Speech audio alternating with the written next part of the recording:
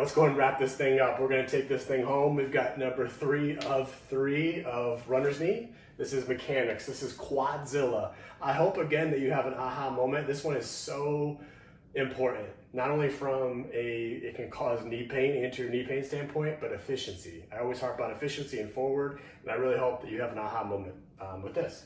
Again, we had 2 different criteria of how this affected the knee. This is going to fall under that normal compression, but an amplification. So not abnormal stresses on the kneecap, but just higher amounts than need to be, which can lead to injury. This is going to take one of these 4 criteria for that green screen. This is going to fall under that posture, the pass fail. So far we've gotten 3 of the 4. Knees never lock out in front. That was for the overstriding. That was criteria number 1. Criteria 2 was crossing midline, pass fail. 3 is this, the Quadzilla with the posture. The only one we did not cover, which has to do with efficiency and vertical displacement, about going too high up and down. I've got other stuff on that in the past, but that again could cause some amplification, but let's keep it a little bit more simple and just stick with these 3. So again, we've got posture. We're looking for the tibia, which is the bottom bone, and the torso to be parallel when we're in this mid-stance position. When we're at our lowest point, thighs and arms parallel. So this is seen from the side view. So let's go over some basic biomechanics. This purple line, that represents a plumb line, or a line that you drop down, and gravity affects your body, depends on which side of the axis of the plane that it's on. So that's all fancy talk for, you see that bullseye? That's the axis of our knee joint. So imagine if there was a pole going through the knee acts in this sagittal plane, it flexes, it bends, it straightens, it extends. The further that our weight is behind this line, the greater amount of torque, or what we call bending moment, that is created. What combats that? Well, it's what extends that, your quad. So the further away that line is from your knee axis, the more that your quad has to work. It's as simple as that. So if I am here, you can imagine that creates a lot more bending torque, a lot more compression on the front of that kneecap, versus here where my posture is centered a little bit more over the axis of the knee towards that ankle.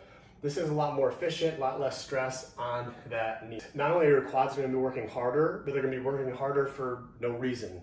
We tend to lift up our foot and have a decreased stride towards the backside. It's ironic, sometimes we overstride towards the front and we understride towards the back, so we don't have as much of that push off.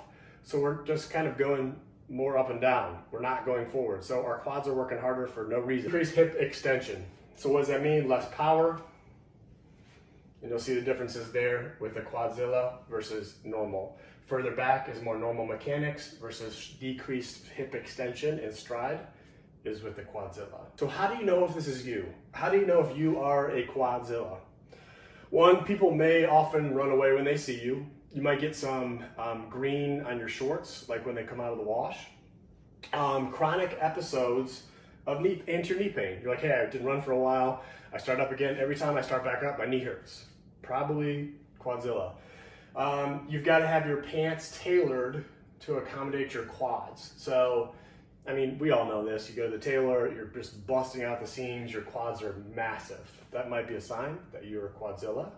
And finally, just video yourself from the side. Watch this video yourself from the side, and look and say, hey, am I doing that or not? Here it is. This is the aha moment. I want you to, if you get an aha moment from this, please mark it down below that it sinks in. Because that's my goal, is I want you guys to have these moments where we're starting to have all these little pearls and they connect and it all makes sense. That's what I've been doing for years. I'm just trying to share that with you guys. So if you look back at that Quadzilla picture, what does it look like?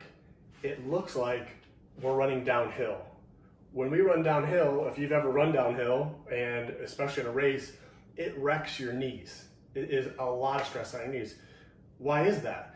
We're going down, we lean back because we're trying not to fall flat on our face and try to keep up with that angle of inclination or decline. And so what's happening is we're leaning back and it's causing a ton of stress. That line that was behind the knee, we're getting a ton of stress on the knee. So that's why running uphill, incline, we tend to lean forward at our ankles more than our hips. We're landing underneath us, or shifting that center of line, that center of mass, closer to the knee axis. So while, yes, it's harder work going up an incline as far as quads to get you there, if you can run on a flat surface like you're running your form on an incline, I wouldn't have a job. This wouldn't be an Instagram. The world would be a better place. So again, stop running like you're running downhill on a flat surface. So with here, we got a couple things going on. One is I have a broomstick along my entire length of my spine. That's to make sure my spine stays straight and neutral, and that helps to give me more feedback that my torso, this is my torso, not my shoulder, not my shoulder, not my elbow, my torso is parallel with my tibia, the bottom bone. And what that's gonna help us to do is keep our posture more upright. The next step is I have my foot on a towel. You could use a furniture slider, something that's slick. And so this is representing that mid-stance phase, like there. And what I'm doing is I'm keeping my weight centered over my arch. I know I'm doing this right, is when I slide back, I should be able to pick that back foot up.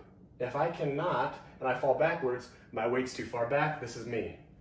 So doing this the correct way, I'm sliding back, my weight stays on that left side, the non-slider side, and I have that slight bend at the knee. I am hinging slightly at the hip, and I can pick that back foot up without falling.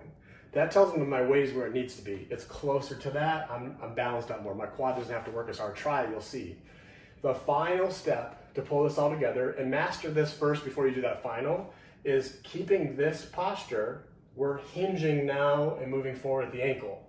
If you do all this to just bend even further forward at your spine, no good. That's at the hip, that's what we're trying. What would happen with that is that stick would come off of your lower back. We're not trying for that. So again, slide, fall forward controlled, hinging at the ankle. To make it even more effective, practice the landing. Land soft, land quiet, don't just stab and hit the ground, and work on this on both sides. Once you master this, take away the stick. And we're maintaining that neutral spine, tibia, torso parallel, and we're able to combat this more free potential energy. A lot of you probably already know this, but I want to make sure because it's there for you. If you go to my bio, the profile, you click on that link, Learn to Run. What that's going to bring you to is I set a temporary one-day hyperlink to the exercise that I'm focusing on. It's going to go right to that. So what's going to come up with is this exact drill where I tried to explain it the best that I could, and that way you've got something to actually practice on in addition to the video. You can download this to your phone, you can save it under the files, print it out, whatever. But there is tons of stuff on here. Hope this series was helpful. I'm going to put a poll in later to see what topic as far as pathology we'd like to cover next, whether it be Achilles tendonitis, lateral hip pain, lateral knee pain, whatever. All for the people. So I hope you enjoyed this series.